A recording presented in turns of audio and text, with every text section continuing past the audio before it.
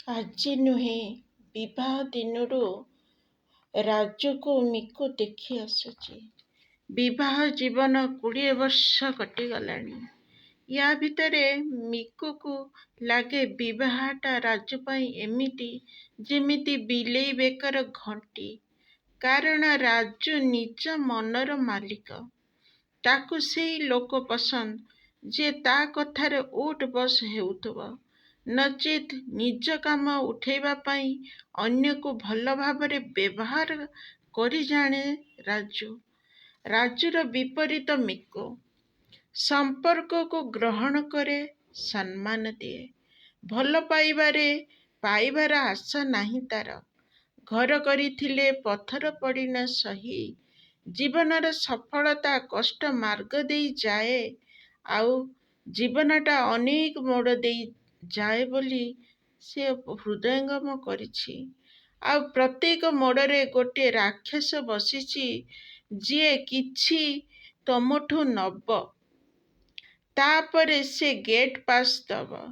ସୁଖ ତ କଳା ବାଦଲ ଆକାଶରେ ବିଜୁଳି ଚମକିଲା ପରି। 10 ଟଙ୍କାର ଭାଗ୍ୟରେ 100 ଟଙ୍କାର ଭାଗ୍ୟ କୋଉଠୁ ମିଳିବ? ପୁରୁଷାର୍ଥ କରିତେ ଚାହେଁ ମିକୁ।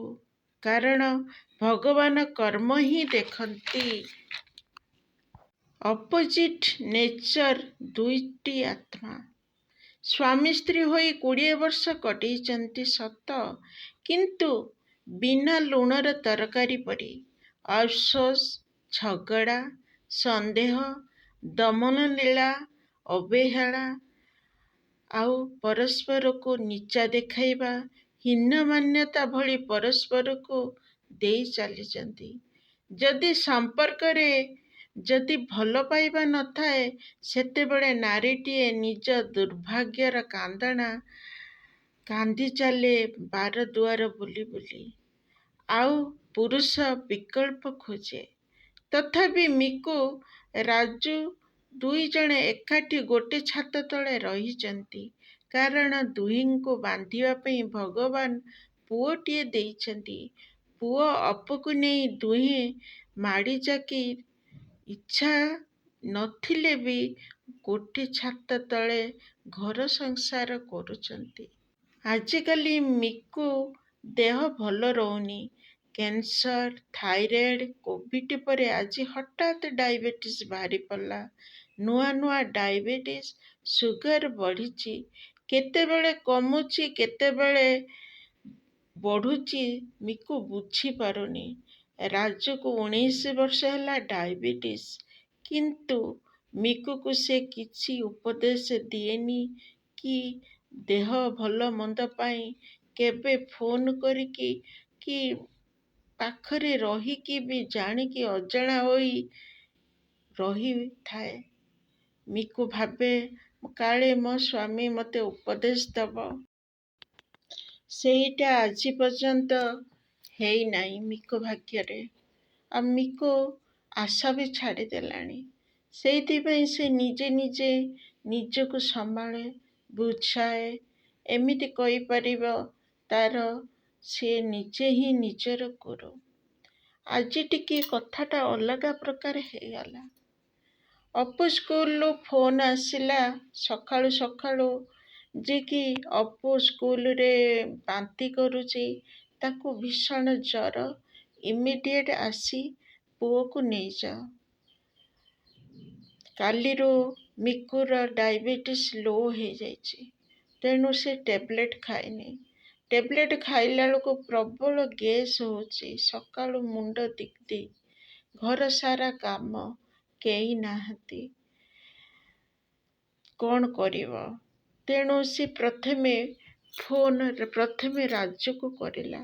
କାରଣ ରାଜୁ ପୁଅ ସ୍କୁଲ ପାଖାପାଖି ଜାଗାକୁ ଯାଇଛି। କାଳେ ସେ ପୁଅକୁ ଧରି ପଳେଇ ଆସିବ, ଆଉ ମୋତେ ଯିବାକୁ ପଡ଼ିବନି। ତେଣୁ ସିଏ ବାରମ୍ବାର ଫୋନ କରିବାକୁ ଲାଗିଲା ରାଜୁକୁ। ରାଜୁର ଫୋନ ଏନଗେଜ୍ ଦେଖେଇଲା। ତଥାପି ରାଜୁର 2ଟି ମୋବାଇଲ। ତେଣୁ ଆର ମୋବାଇଲକୁ ସେ ଲଗେଇଲା, ସେଠି ରିଙ୍ଗ ହେଇକି ବାରମ୍ବାର କଟୁଥାଏ। ମିକୁ କ'ଣ କରିବ? ଲୁଗା 2 ବାଲ୍ଟି ପଡ଼ିଛି।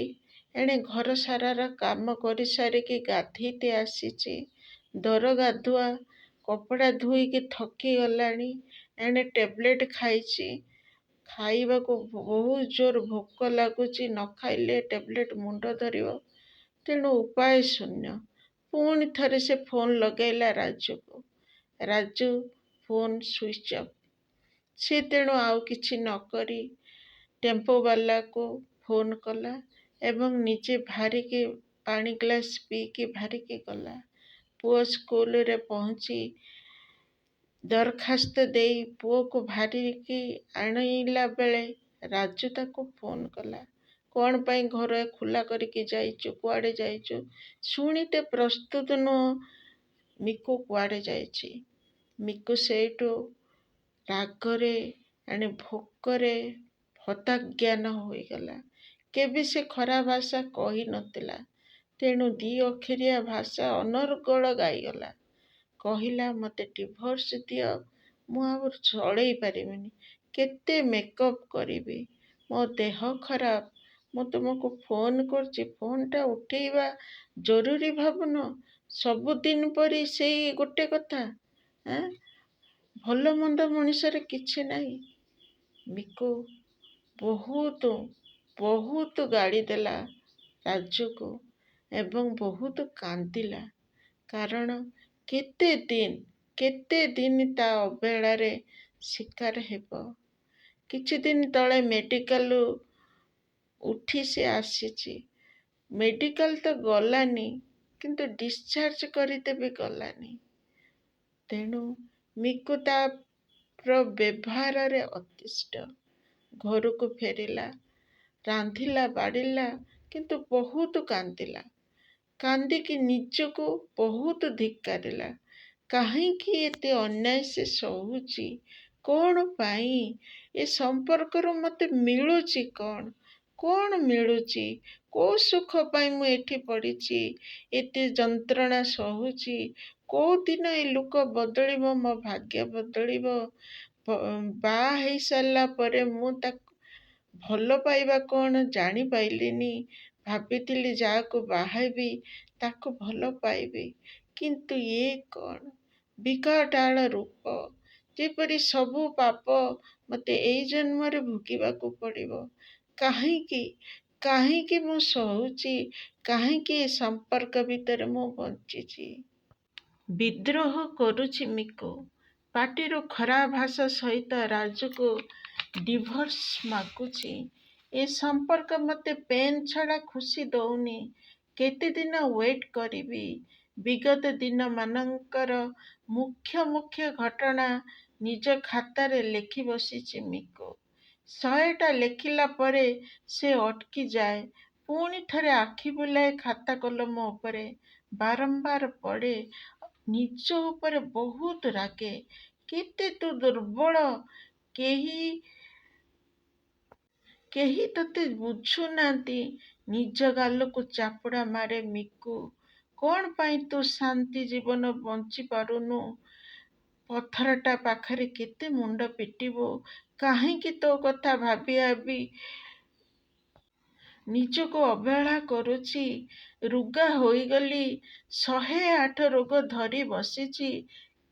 କିନ୍ତୁ ଟିକେ ସାନ୍ତ୍ୱନା, ଟିକେ ଭଲ ପାଇବା, ଟିକେ କେୟାର ପାଇଁ କ'ଣ ମୋର ଏଇ ଜୀବନ ଏଇଭଳି ବିତିଯିବ? ଏଇଭଳି କ'ଣ ମୁଁ ତଡ଼ପୁଥିବି ଭଲ ପାଇବା ଟିକେ ପାଇବା ପାଇଁ? କ'ଣ ମୋ ସ୍ୱାମୀର ସୁଖ ମୋ ଭାଗ୍ୟରେ ନାହିଁ? ସଂସାର ସୁଖ ନାହିଁ। ସବୁ କିଛି ମୁଁ ହିଁ କରୁଥିବି, ଆଉ ସିଏ ବାହାରେ ମୌଜ ମସ୍ତି କରି ଜୀବନ ସୁଖରେ କଟଉଥିବ। ଏଇଭଳି ଅନେକ ନିଜକୁ ଗାଳି ଦଉଥିଲା ଏବଂ ରାଜୁକୁ, ତାପରେ ଭଗବାନଙ୍କୁ। ପ୍ରଶ୍ନ ଉପରେ ପ୍ରଶ୍ନ ତା ମନ ଭିତରେ ଏବଂ ନିଜକୁ ସେ ବହୁତ କଷ୍ଟ ଦେଲା। ମାରୁଥାଏ, ମୁଣ୍ଡ ପିଟୁଥାଏ, ଛାତି ଫଟେଇ କବାଟ କିଳି କାନ୍ଦିବାକୁ ଲାଗୁଥାଏ।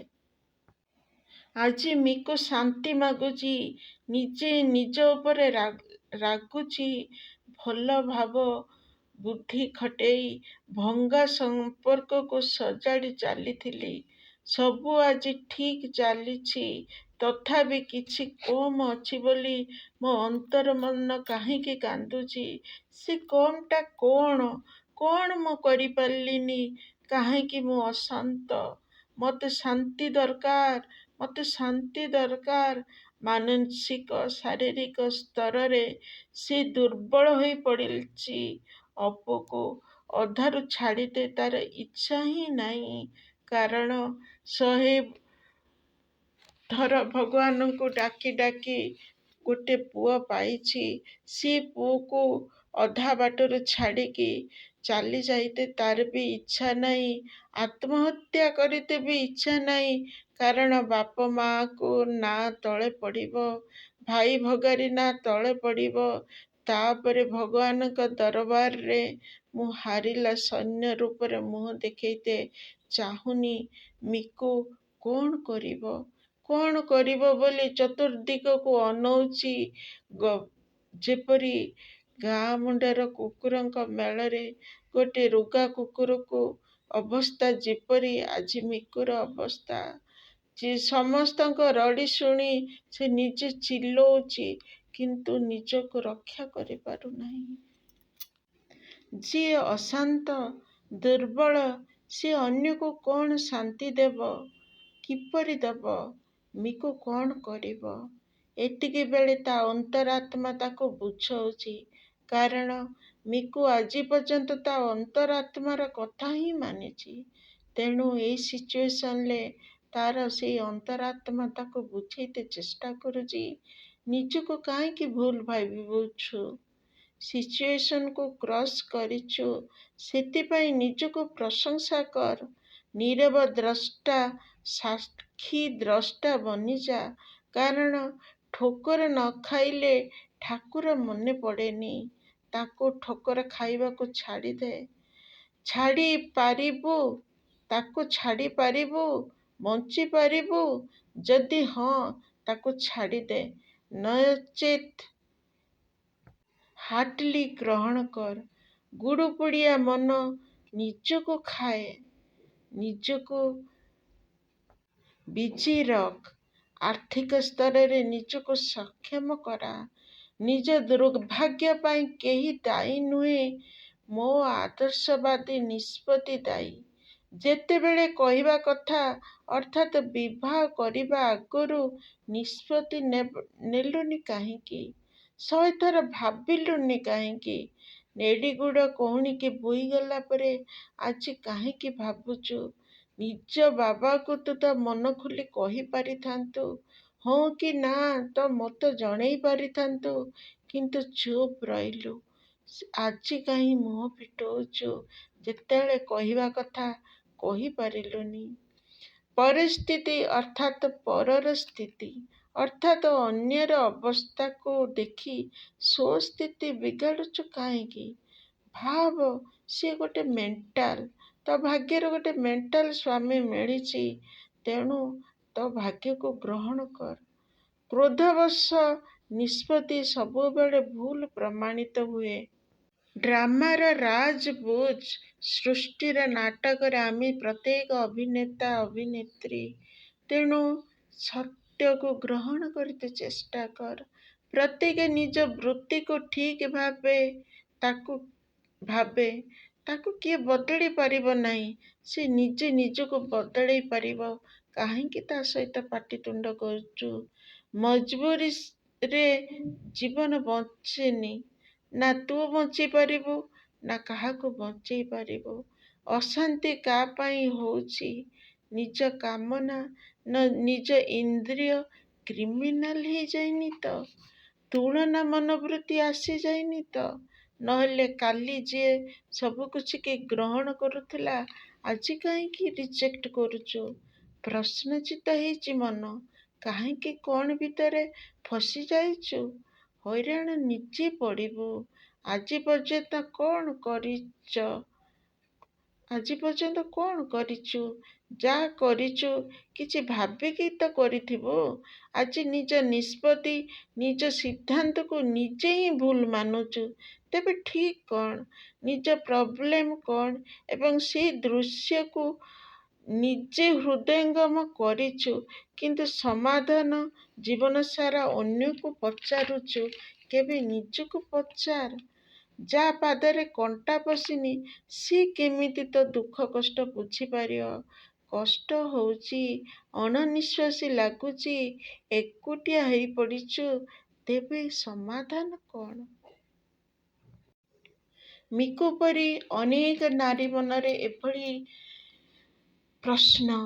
ଅନେକ ଚାହାନ୍ତି ନିଜର ବନ୍ଦୀ ଜୀବନରୁ ମୁକ୍ତି, ଅନେକ ଚାହାନ୍ତି ଶାନ୍ତି ଜୀବନ। ତେବେ ଏ ଶାନ୍ତି ମିଳିବ କେଉଁଠୁ? ମୁଁ Sasmita Panda, motivational story and poem teller. ମୋ ଚ୍ୟାନେଲ ଦ ହାର୍ଟ ଟେକର ଏବଂ ଏଟ୍ ନାଇଟିଙ୍ଗେଲକୁ ଆପଣମାନଙ୍କୁ ସ୍ୱାଗତ କରୁଛି। ନିଜ ଅନୁଭବକୁ ପାଥେୟ କରି ମୁଁ ଭିଡ଼ିଓ ବନାଏ। ଯଦି ଆପଣମାନଙ୍କର ମାନସିକ ସ୍ତରକୁ ସବଳ ଏବଂ ସକ୍ଷମ କରିପାରୁଛି, ଏଇଟା ମୋର ସୌଭାଗ୍ୟ। ତେବେ ଲାଇକ୍, ସେୟାର, ସବସ୍କ୍ରାଇବ୍ କରତେ ଭୁଲିବେନି। କମେଣ୍ଟ ବକ୍ସରେ ନିଜର ମତ ଦେବେ। ତେବେ ଚାଲନ୍ତୁ ଜାଣିବା ଏସବୁର ସମାଧାନ କ'ଣ। ମୋ ବୁଢ଼ୀମା କହେ, ମନରେ ପଡ଼ୁଛି, ମୋ ବୁଢ଼ୀମା ମୋ ବୋଉ, ବଡ଼ ବୋଉ ଓ କୁନିମାକୁ ଗାଳି ଦିଏ ଏବଂ ଗୋଟେ କଥା କହେ ଯେ ଏଠି କ'ଣ ଲିପା ଘର ଖୋଜୁଛ? ଦେଖନ୍ତୁ ଏହାର ଅର୍ଥ, କାହାକୁ ଜନ୍ମରୁ ସବୁ ଖଞ୍ଜା ଯାଇଥାଏ, ଏଟା ତାର ଭାଗ୍ୟ, ଆଉ କାହାକୁ ଏଠି ପରିଶ୍ରମ କରି କମେଇତେ ପଡ଼େ। ଶ୍ରୀକୃଷ୍ଣ ଅର୍ଜୁନ ପାଖରେ ସାରଥୀ ହୋଇ ବସିଥିଲେ। ସେ ଚାହିଁଥିଲେ ନିଜ ପାୱାରକୁ ୟୁଜ୍ କରି ମହାଭାରତ ଯୁଦ୍ଧକୁ ଅଟକେଇ ଦେଇ ପାରିଥାନ୍ତେ, ନହେଲେ କ୍ଷଣକ ଭିତରେ ମହାଭାରତକୁ ଶେଷ କରିଦେଇଥାନ୍ତେ। କିନ୍ତୁ ସେ ଅର୍ଜୁନକୁ କର୍ତ୍ତବ୍ୟ କର୍ମର ଜ୍ଞାନ ଦେଲେ, ପ୍ରହ୍ଲାଦକୁ ସଂସାର କରିତେ ପଠେଇଦେଲେ। ଏଥିପଥରେ ତାଙ୍କର ଉଦ୍ଦେଶ୍ୟ କ'ଣ ଥିଲା? ମୋ କହିବା କଥା, ଦୃଢ଼ ମନୋବୃତ୍ତି, ଶୁଭ ସଂକଳ୍ପ, ଏଇ ଦୁଇଟିକୁ ନେଇକି ବାଟ ଚାଲନ୍ତୁ ନା। ଦେଖିବେ ଆପଣଙ୍କ ଜୀବନର ଅନ୍ତ ଦେଖି କାହାର ଜୀବନ ଆରମ୍ଭ ହୋଇପାରେ। ଶେଷ ପର୍ଯ୍ୟନ୍ତ ଶୁଣିଥିବାରୁ ଧନ୍ୟବାଦ। ଜୟ ଜଗନ୍ନାଥ।